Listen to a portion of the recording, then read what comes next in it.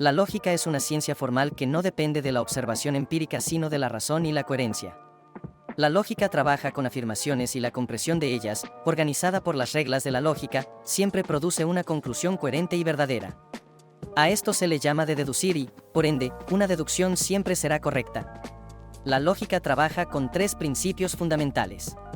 La identidad, esto significa que algo es siempre lo mismo. Por ejemplo, si tienes una nuez, esa nuez siempre será una nuez y no se convertirá en otra cosa. La no contradicción, esto significa que dos cosas opuestas no pueden ser verdaderas al mismo tiempo. Por ejemplo, no puedes decir que algo es negro y blanco al mismo tiempo. El tercero excluido, esto significa que algo es verdadero o falso, no hay una tercera opción. Por ejemplo, o llueve o no llueve, no hay otra posibilidad.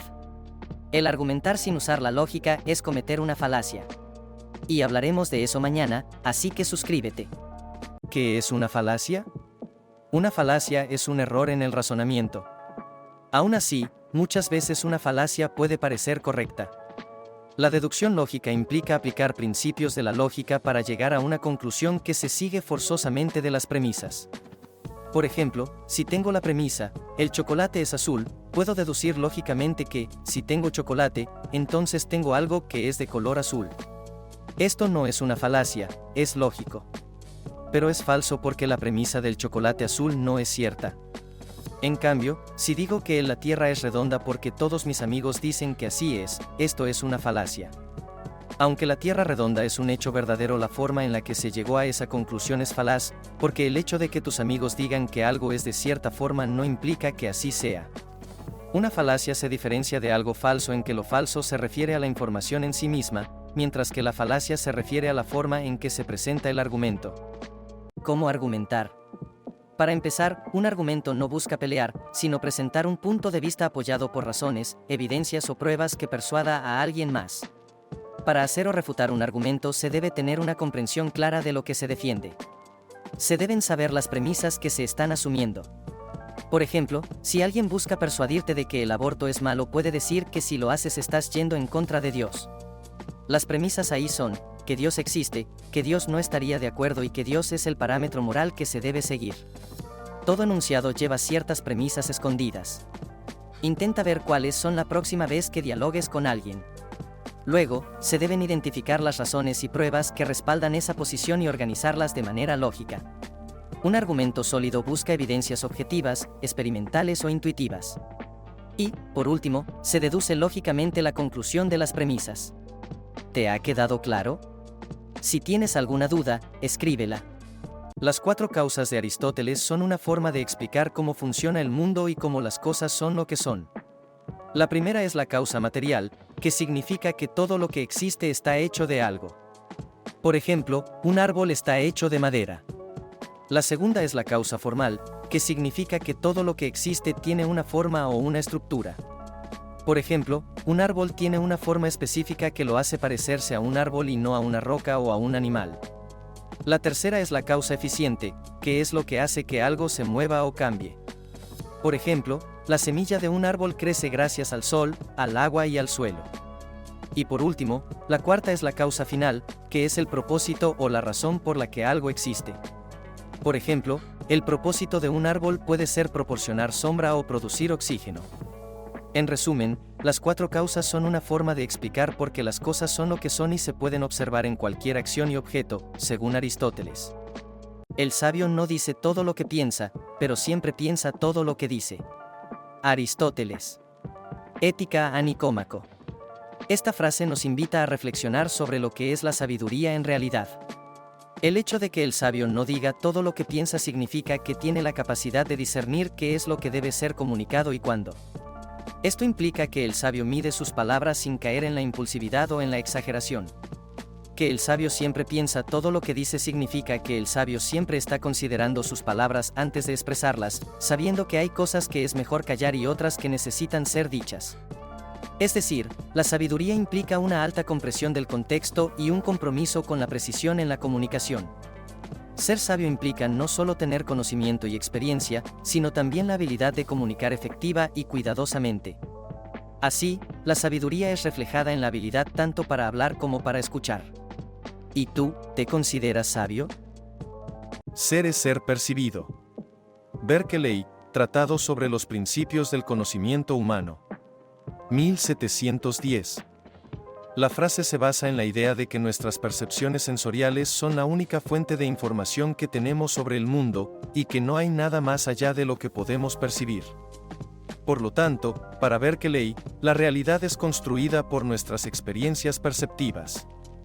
La frase implica que la existencia de las cosas depende de la percepción humana, lo que sugiere una postura idealista y subjetivista en la ontología y la epistemología. Esto significa que, si algo no está siendo percibido, no tiene existencia real. Esta visión ha sido criticada por muchos filósofos que argumentan que hay una realidad objetiva que existe independientemente de nuestras percepciones. Además surge la pregunta, ¿qué pasa con los objetos cuando no los percibimos?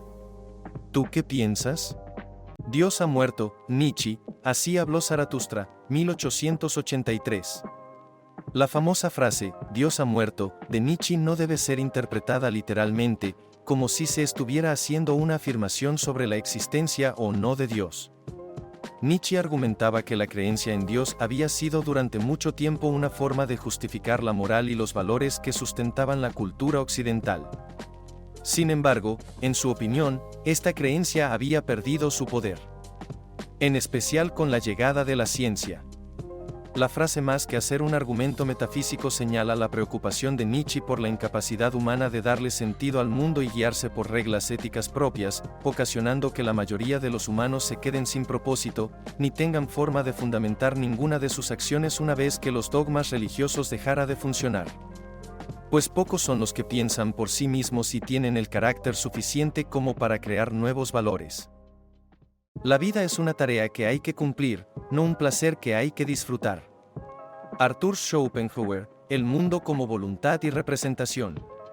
Esta frase señala que la vida no es una serie de placeres, sino un desafío que debemos enfrentar impuesto por el impulso innato que tienen los seres vivos, una voluntad que los hace querer vivir.